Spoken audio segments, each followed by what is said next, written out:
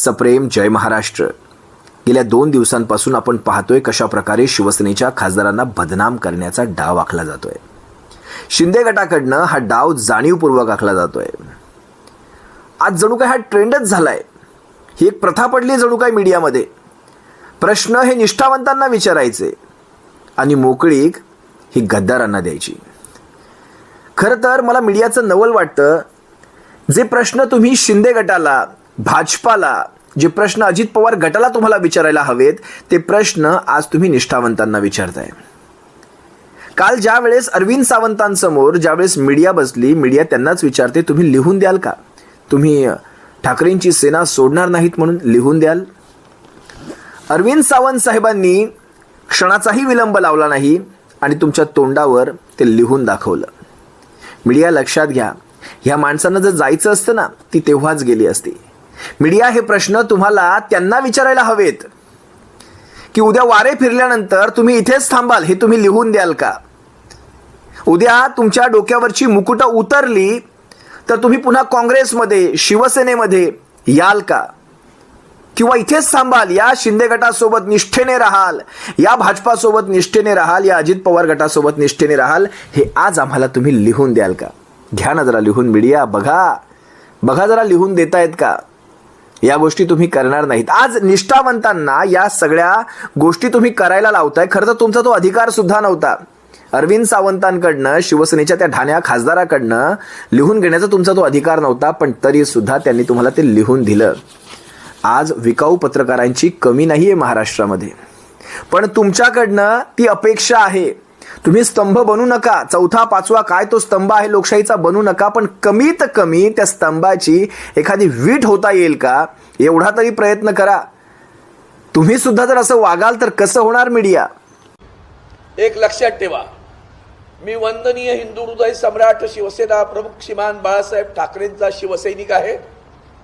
आदरणीय उद्धवजी बाळासाहेब ठाकरे हे ज्या शिवसेनेचं नेतृत्व करतात, त्या शिवसेना उद्धव बाळासाहेब ठाकरे पक्षाचा शिवसैनिक आहे. उभा चिरला ना मला तरी मातृ होणार आणि उद्धवजींना सोडणार नाही. इतकी हिंमत करता म्हणजे मी, अरे तुमच्यासमोर उदाहरण तर आहे ना. एका फोन कॉलवर उद्धवजींनी सांगितलं राजीनामा दे, मंत्रिपदाचा राजीनामा दिला. हे जे दिसते ना पाहिजे, दगडांच्या मूर्त्या केल्या ना किंवा मातीच्या घडवल्या, आईने जन्म दिला, ती मूर्ती हिंदू हृदय सम्राट शिवसेना प्रमुख बाळासाहेबांनी ठाकरेंनी घडवली आहे. लक्षात ठेवा. आमदार केलं मोठ्या साहेबांनी, खासदार केलं उद्धव साहेबांनी. त्याची प्रतारणा करणं म्हणजे आईच्या दुधाशी प्रतारणा करणं आहे. लक्षात ठेवा. घाणेरडे संस्कार बाळासाहेबांचे विचार नाही बरं. गद्दारांच्या बाबतीत बाळासाहेबांचे विचार काय होते ते सांगा पहिल्यांदा. बाळासाहेबांचे विचार हे विकली जाणारी अवलाद नाही बरं का. आणि कधी कधी आदरणीय उद्धवजी पण देतात. आणि इतिहासातलं ते उदाहरण आहे कान्होजी जेदेंचं. अफजल खानाची स्वारी आल्यानंतर स्वतःच्या घरादारावर पाणी सोडलं त्यांनी. ती अवलाद इथे बसली आहे तुमच्या समोर. लक्षात ठेवा.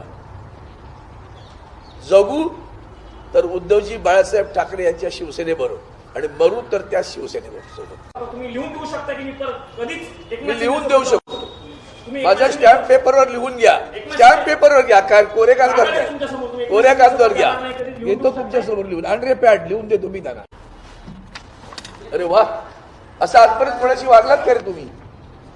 विकाऊ पत्रकारांच्या त्या जे कोणी विकाऊ आहेत ना,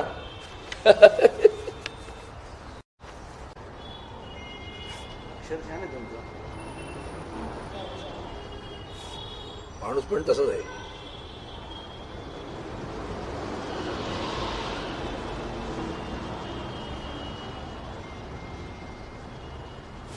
हे तुम्हाला लिहून घ्या. कोणी शिकवलं? आम्हाला सगळेच खासदारांकडनं असं करावं. तुमचे सगळे खासदार असं लिहून देतील का? तुम्ही तुमचं बघा. जनतेबद्दल आहे. जनतेला नेहमी तुमचं बोललेलं नाही का जनतेला दिसत? तुम्ही आजवर असा प्रकार केलात का? हा माझ्या नाही, तुम्हाला पुढे अधिकार दिला तरी पण मी मुद्दाम करतोय. लक्षात ठेवा, हा तुमचा अधिकार नाही बरं. तुम्ही निष्ठावंत आहेत का? तुमच्या चॅनलशी लिहून द्या. मला देता बातम्या खऱ्या देता असं लिहून देता तुम्ही? सांगा ना मला. मी प्रश्न विचारले, बातम्या कापणार नाही तुम्ही सांगा ना असं की आम्ही दिलेल्या बातम्या कापत नाही, आम्ही निष्ठावंत, जशीच्या तशी बातमी दाखवत असं दाखवा. कसं काढता तुम्ही? तेव्हा खरं तर खासदार तेव्हा तुम्ही कोणाचे गुलाम असता? जनतेच्या प्रश्नाची प्रतारणा होऊ नये म्हणून तुम्हाला हे सांगितलेलं आहे. तर सगळ्या तुम्ही पक्षांच्या खासदारांना हे प्रॉमिस करावं जनतेला की ते त्यांच्या जे प्रॉमिस केलेलं आहे ते फॉलो करणार. खरं तर तुम्ही प्रॉमिस करा ना खऱ्या बातम्या, तुम्ही प्रॉमिस करा खऱ्या बातम्या देतो म्हणून. आम्ही बातम्या कट करत नाही, जशाच्या तशा दाखवतो. उघडा डोळे दाखवा ना जरा. तुम्हाला पण अशीच प्रतारणा लिहून द्यावी लागेल चॅनलच्या पत्रकारांना. तुम्ही दिलेला प्रत्येक शब्द आम्ही दाखवू, त्याच्यामध्ये आम्ही एडिट. एक मिनिट, ते टाळायचं नाही. तुम्ही बोललेलं प्रत्येक शब्द आम्ही दाखवू, त्यात आम्ही एडिट करणार नाही असं तुम्ही पण आम्हाला लिहून दिलं पाहिजे सगळ्यांनी. त्याच्यापुढे मी तुमच्याकडनं पण लिहून घेणार होता. एक दिलेली बातमी एडिट केली जाणार नाही.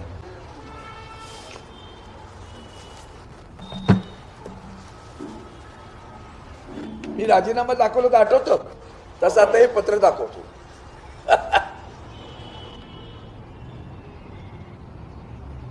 आणि यापुढं निदान या पत्रकारांनी, अशा प्रकारच्या विकाऊ पत्रकारांनी आपलं थोबड काळं करून फिरावं.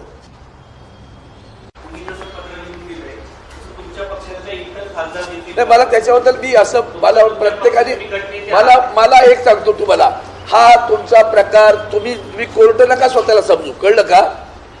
स्वतःला कोर्ट नका समजू. पण मी स्वतःहून प्रयत्न केला, परत वेगळ्या बातम्या जाऊ नयेत म्हणून बोलणं इतपत खूप होतं. बोललो हेच खूप होतं खरं तर. पण तुम्ही मला हे लक्षात ठेवायचंय, मी कायम लक्षात ठेवणार आहे.